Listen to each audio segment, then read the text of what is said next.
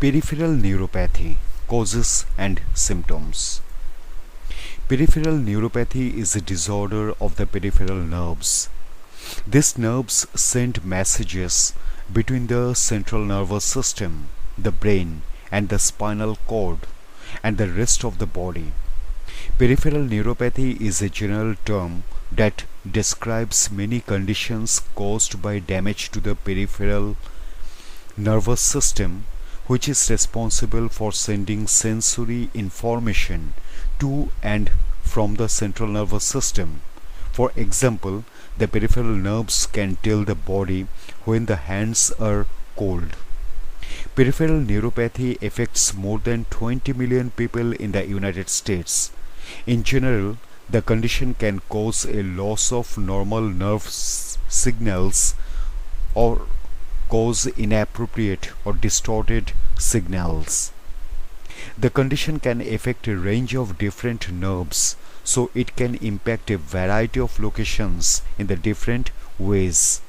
It can affect a single nerve or several nerves at the same time.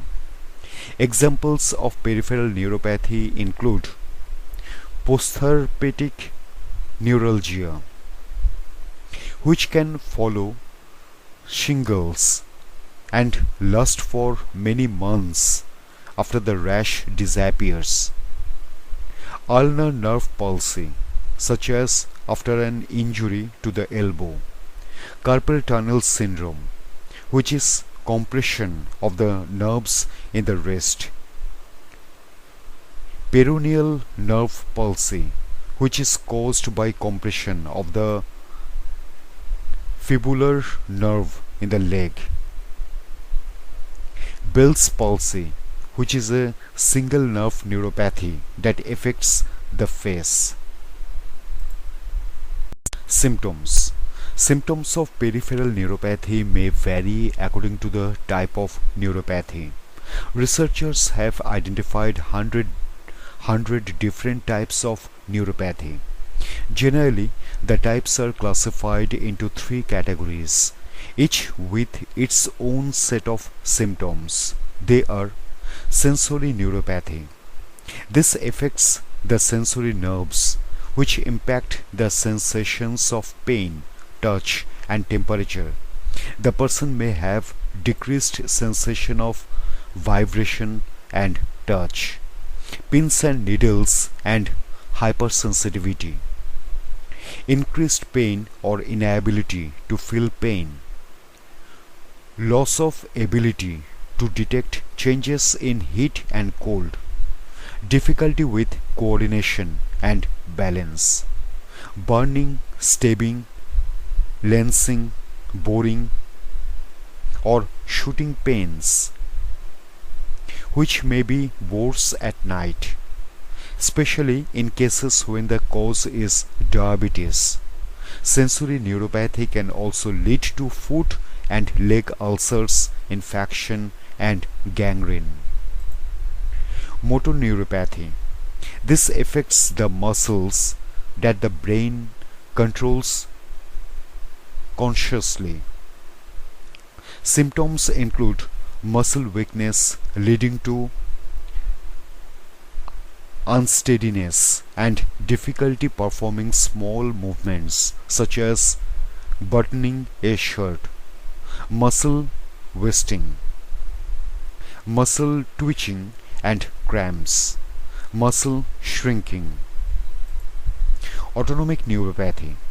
The affects body processes that the brain controls involuntarily. Symptoms may include problems with sweating, heat intolerance, problems with bowel or bladder control, problems with blood pressure, problems with swallowing. Natural treatments. Non-drug measures for peripheral neuropathy can include using warm or cold packs unless heat or cold makes the symptoms worse. Stress relief and other complementary therapies include meditation, relaxation techniques, massage, and acupuncture. This may help a person cope with pain from the condition.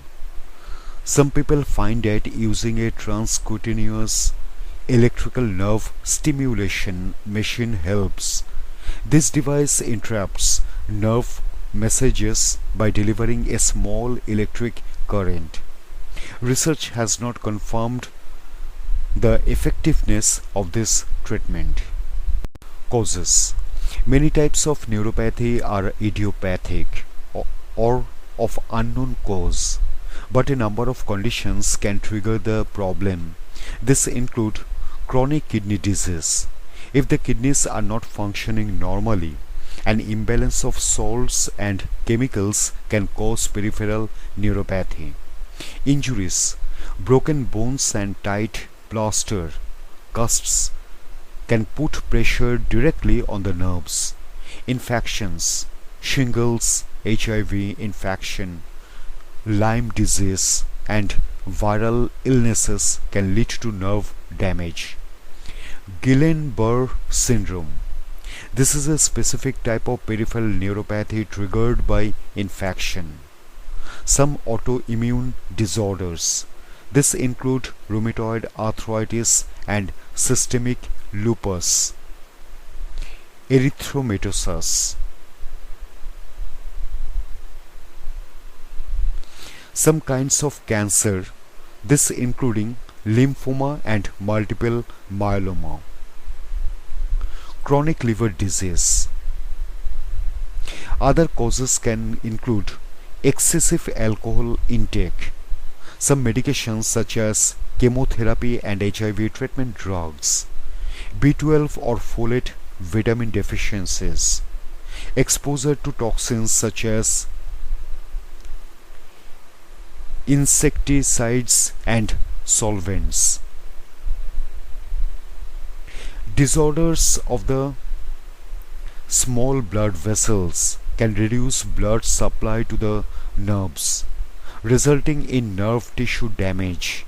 Certain benign tumors can also affect nerve tissue and lead to neuropathic pain. Diabetic neuropathy. Diabetes is the most common cause of chronic peripheral neuropathy in the United States.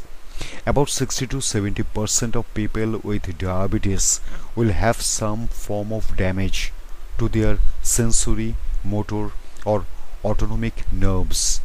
Many will have food problems and ulcers.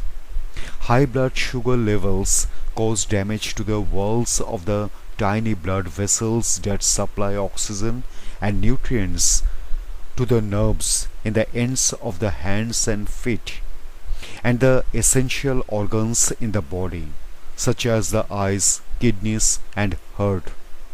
Whenever skin becomes damaged, and the loss of sensation further increases the risk of damage.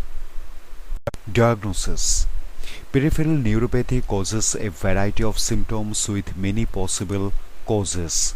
A doctor will usually begin by taking a person's medical history.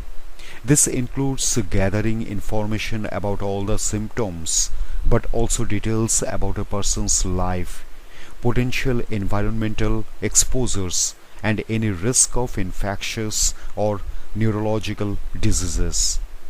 The next step should be a physical and neurological exam that will help the doctor identify any nerve damage. Potential tests a doctor may perform include nerve conduction velocity or NCV and electromyography or EMG. These tests measure nerve signal strength and electrical activity. A doctor may also do a nerve biopsy. In cases of suspected autonomic peripheral neuropathy, a person can get a QSART test, which measures their ability to sweat.